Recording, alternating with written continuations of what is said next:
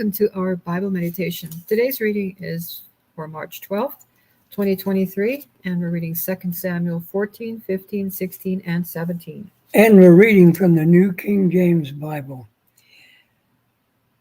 2 Samuel 14, Absalom returns to Jerusalem. So Joab, the son of Uriah, perceived that he was the king's heart concerned about Absalom. And Joab sent to Tekoa and brought from there a wise woman and said to her, "Please pretend to be a mourner and put on a mourning apparel. Do not anoint yourself with oil, but act like a woman who's been mourning for a long time for the dead. Go to the king and speak to him in this manner." So Joab put words in her mouth. And when the woman of Tekoa spoke to the king, she fell on her face on the ground and prostrated herself and said, "Help, O king." And the king said to her, "What troubles you?" And she answered, "Indeed, I am a widow. My husband is dead. Now your maidservant has 2 sons, and the 2 fought with each other on the field, and there was no one to part them, but one struck the other and killed him. And now the whole family has risen up against your maidservant." And they said, "Deliver him who struck his brother, that we may execute him for the life of his brother whom he killed, and we will destroy the heir also." So they would extinguish my ember that is left, and leave to my husband neither name nor remnant on the earth. Then the king said to the woman, "Go to your house, and I'll give orders concerning you." And the woman of Tekoa said to the king, "My lord, O king, let the iniquity be on me and on my father's house, and the king and his throne be guiltless." So the king said, Whoever says anything to you, bring him to me, and he shall not touch you any more." Then she said, "Please let the king remember the Lord your God, and do not permit the avenger of blood to destroy any more, lest they destroy my son." And he said, "As the Lord lives, not one hair of your son shall fall to the ground." Therefore the woman said, "Please let your maidservant speak another word to the Lord my king."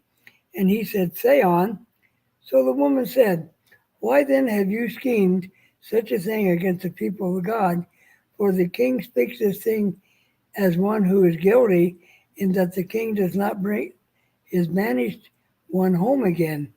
For we will surely die and become like water spilled on the ground, which cannot be gathered up again.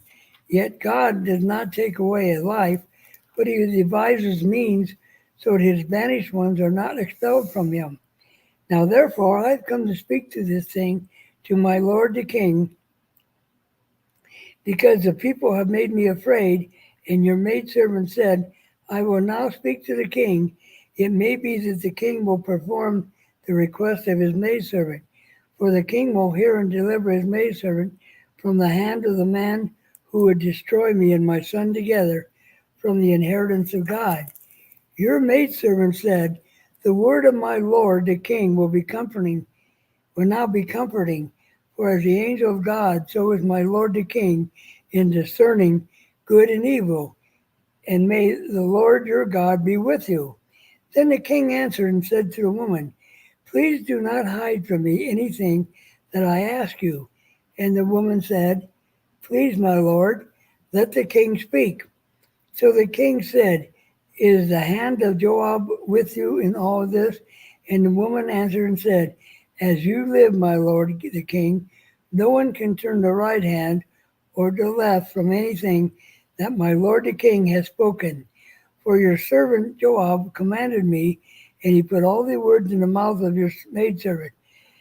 To bring about this change of affair, your servant Joab has done this thing, but my lord is wise, according to the wisdom of the angel of God, to know that everything in the earth." And the king said to Joab, "All right, I have granted this thing. Go therefore, bring back the young man Absalom."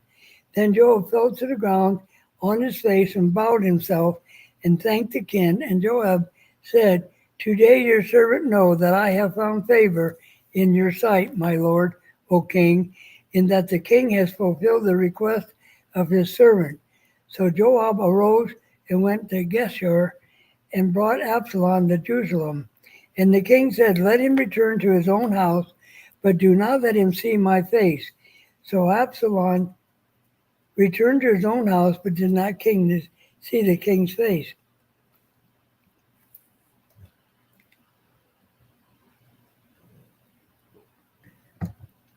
David forgives Absalom. Now in all Israel there is no one who is praised as much as Absalom for his good looks. From the sole of his foot to the crown of his head, there was no blemish in him. And when he cut his hair on his head at the end of every year, he cut it because it was heavy on him.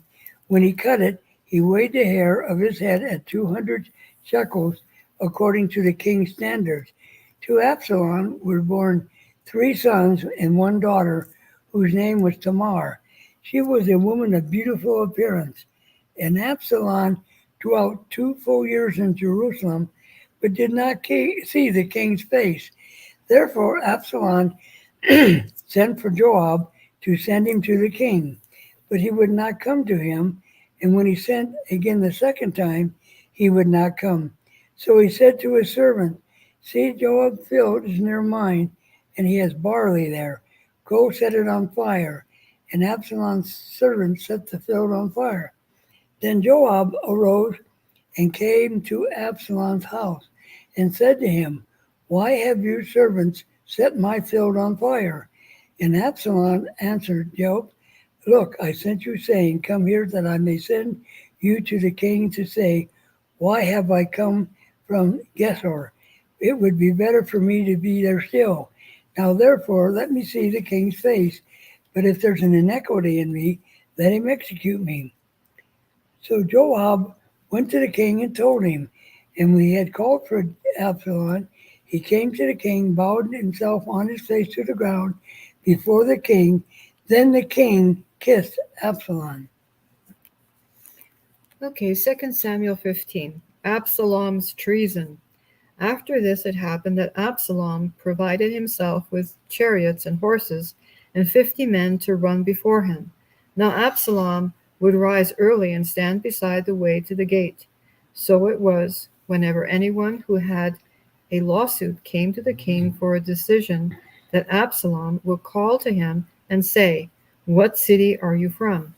And he would say, Your servant is from such and such a tribe of Israel. Then Absalom would say to him, Look, your case is good and right, but there is no deputy of the king to hear you. Moreover, Absalom would say, Oh, that I were made judge in the land, and everyone who has any suit or cause would come to me. Then I would give him justice. And so it was, whenever anyone came near to bow down to him, that he would put out his hand and take him and kiss him. In this manner Absalom acted toward all Israel who came to the king for judgment. So Absalom stole the hearts of the men of Israel. Now it came to pass after 40 years that Absalom said to the king, Please let me go to Hebron and pay the vow which I made to the Lord. For your servant took a vow while I dwelt in Geshur in Syria, saying, If the Lord indeed brings me back to Jerusalem, then I will serve the Lord. And the king said to him, Go in peace. And so he arose and went to Hebron. Then Absalom sent spies throughout all the tribes of Israel, saying, As soon as you hear the sound of the trumpet, then you shall say, Absalom reigns in Hebron. And with Absalom went 200 men invited from Jerusalem, and they went along innocently and did not know anything.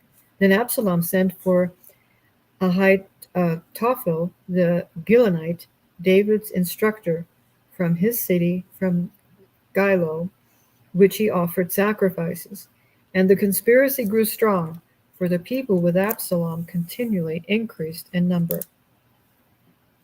David escapes from Jerusalem. Now a messenger came to David, saying, The hearts of the men of Israel are with Absalom. So David said to all his servants who were with him at Jerusalem, Arise and let us flee, or we shall not escape from Absalom. Make haste to depart, lest he overtake us suddenly and bring disaster upon us, and strike the city with the edge of the sword. And the king's servants said to the king, We are your servants, ready to do whatever my lord the king commands. Then the king went out with all his household after him.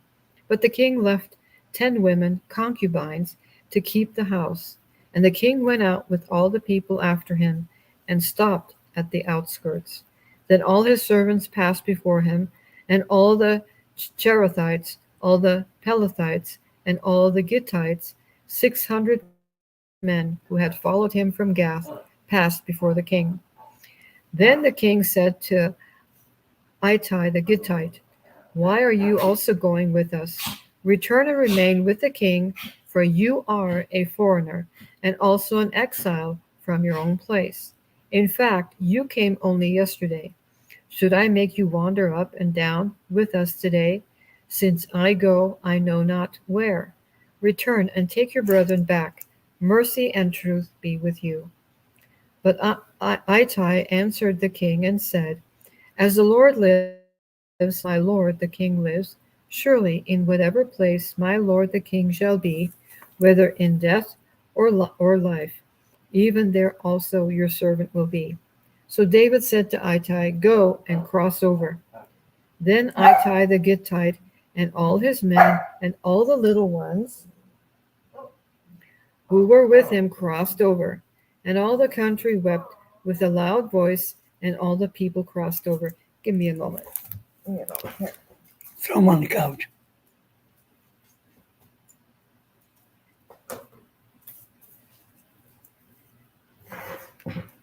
Sorry, our doggies are fighting over the food.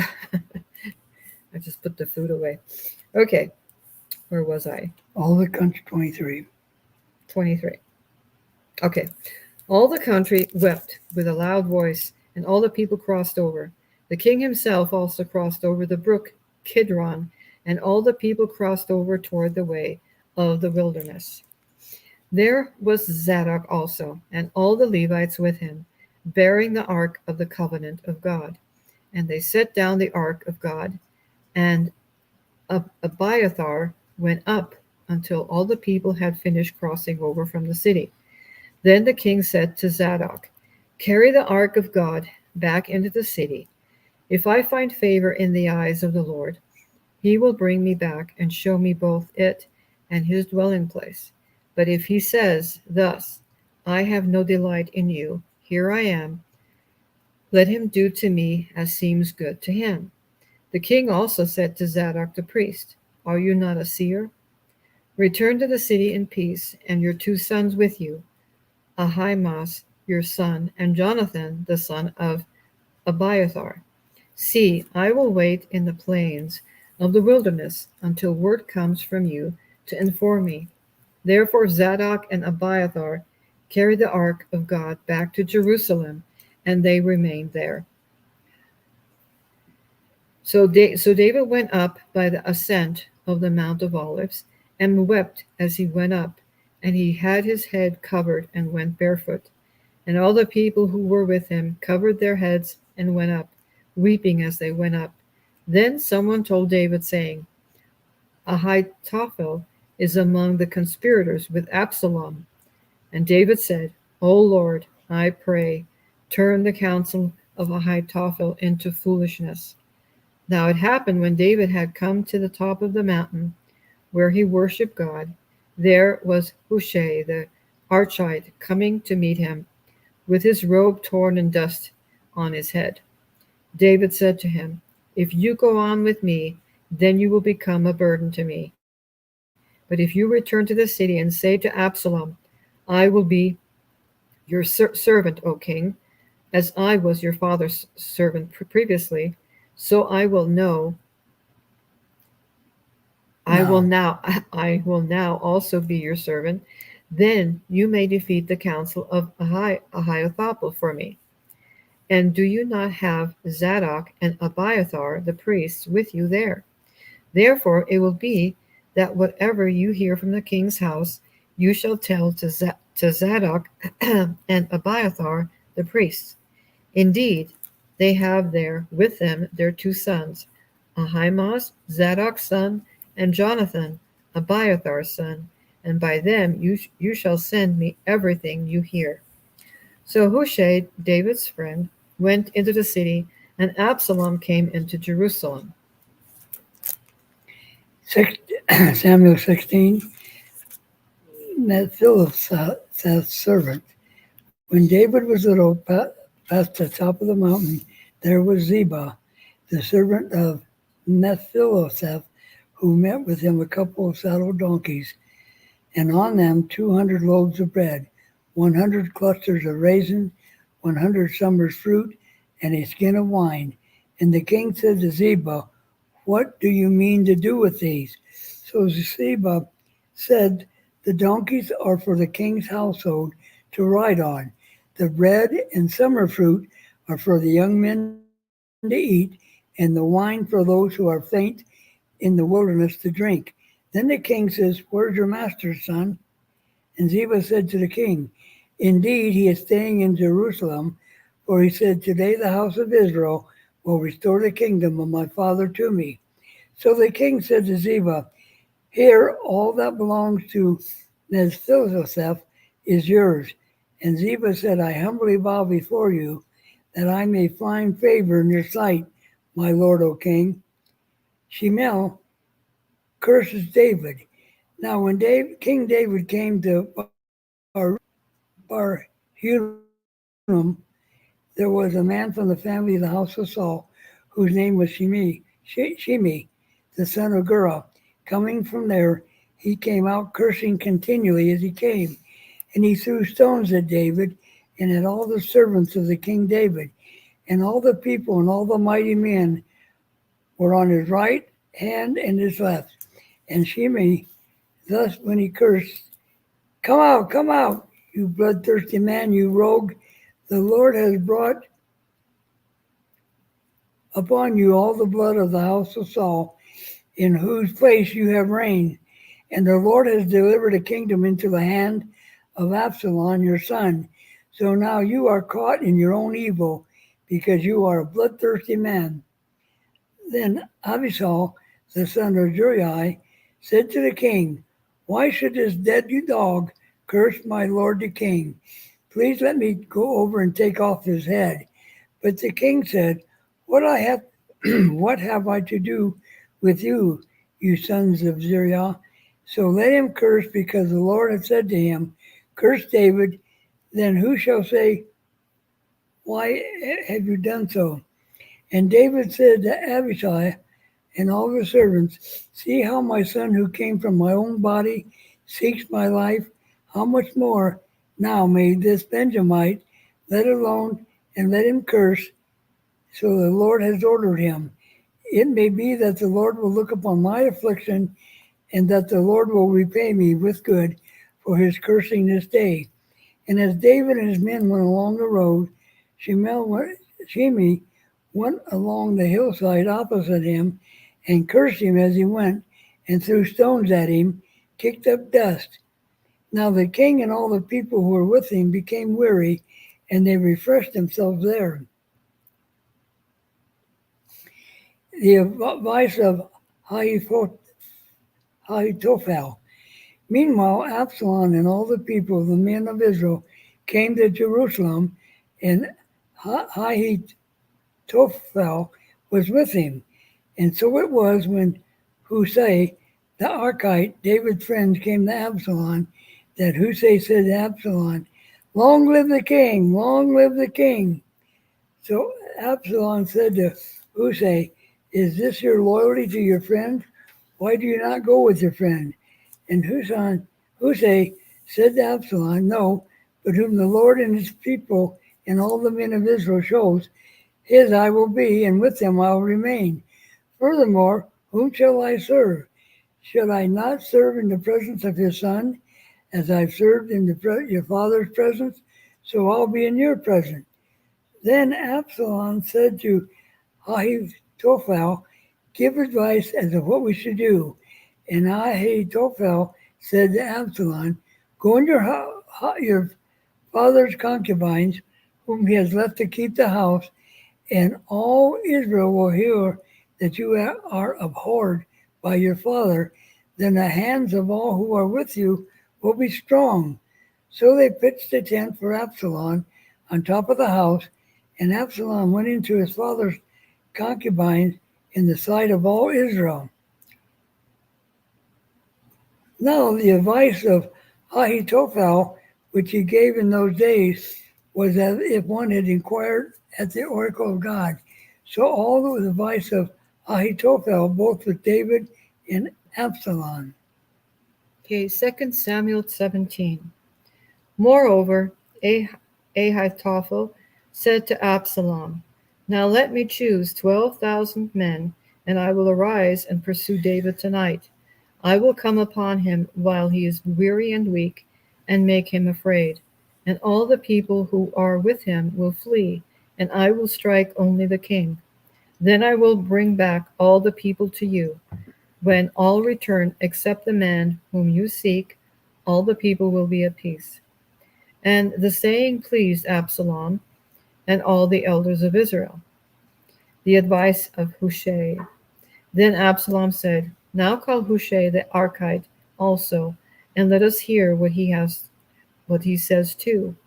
And when Hushai came to Absalom, Absalom spoke to him, saying, Ahithophel has spoken in this manner. Shall we do as he says? If not, speak up. So Hushai said to Absalom, the advice that Ahithophel has given is not good at this time. For, said Hushai, you know your father and his men, that they are mighty men, and they are enraged in their minds, like a bear robbed of her cubs in the field. And your father is a man of war, and will not camp with the people. Surely by now he is hidden in some pit or in some other place, and it will be, when some of them are overthrown at the first, that whoever hears it will say, there is a slaughter among the people who follow Absalom. And even he who is valiant, whose heart is like the heart of a lion, will melt completely. For all Israel knows that your father is a mighty man, and those who are with him are valiant men. Therefore I advise that all Israel be fully gathered to you, from Dan to Beersheba, like the sand that is by the sea for multitude, and that you go to battle in person. So we will come upon him in some place where he may be found, and we will fall on him as the dew falls on the ground. And of him and all the men who are with him there shall not be left so much as one. Moreover, if he has withdrawn into a city, then all Israel shall bring ropes to that city, and we will pull it into the river until there is not one small stone found there. So Absalom and all the men of Israel said, the advice of Hushai the Archite is better than the advice of Ahithophel. For the Lord had purposed to defeat the good advice of Ahithophel, to the intent that the Lord might bring disaster on Absalom. Hushai warns David to escape. Then Hushai said to Zadok and Abiathar the priest, thus and so Ahithophel advised Absalom and the elders of Israel, and thus and so I have advised. Now therefore send quickly and tell David, saying, do not spend this night in the plains of the wilderness, but speedily cross over, lest the king and all the people who are with him be swallowed up.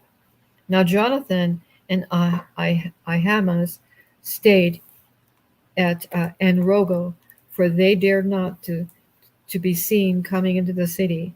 So a female servant would come and tell them, and they would go and tell King David. Nevertheless, a lad saw them and told Absalom. But both of them went away quickly and came to a man's house in Bahurim, who had a well in his court. and they went down into it. Then the woman took and spread a covering over the well's mouth, and spread ground grain on it, and the thing was not known. And when Absalom's servants came to the woman at the house, they said, "Where is Ahimaaz and Jonathan?" So the woman said to them, "They have gone over the water brook." And when they had searched and could not find them, they returned to Jerusalem. Now it came to pass after they had departed that they came up out of the well and went and told King David, and said to David, "Arise and cross over the water quickly, for thus has Ahithophel advised against you." So David and all the people who were with him arose and crossed over the Jordan. By morning light, not one of them was left who had not gone over the Jordan. Now, when Ahithophel saw that his advice was not followed, he saddled a donkey and arose and went home to his house, to his city.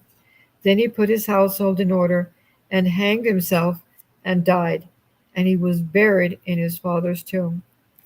Then David went to Mahanaim, and Absalom crossed over the Jordan, he and all the men of Israel with him. And Absalom made Amasa captain of the army instead of Joab. This Amasa was the son of a man whose name was Jithra the Israelite, who had gone in to Abigail, the daughter of Nahash, sister of Zeruiah, Joab's mother. So Israel and Absalom encamped in the land of Gilead. Now it happened when David had come to Mahanaim, that Shobi, the son of Nahash from Rabbah of the people of Ammon, Machir, the son of Amiel from Lodan, Barzillai, the Gileadite from Rogelim, brought beds and basins, earthen vessels and wheat, barley and flour, parched grain and beans, lentils and parched seeds, honey and curds, sheep and cheese of the herd, for David and the people who were with him to eat.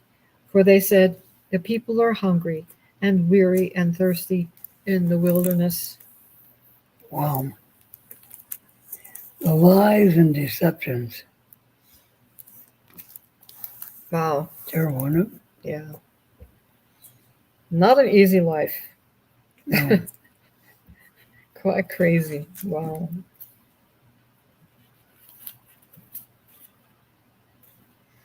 So,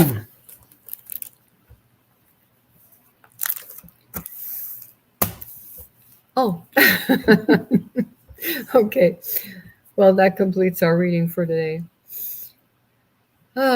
Any word for us today? well, it's interesting. You see, the lies and deceptions haven't stopped back in those days. They continue. The only thing is they're much more prominent and widespread today. It's God hate liars. That's right. Boy, they're going to pay a terrible price. So, That's true. So, read the Bible. yeah, Read Yeah, the folks. Bible. Read the Bible. What would you hear today? Most Christians do not read their Bible. not at all. And so, therefore, how you. Misled.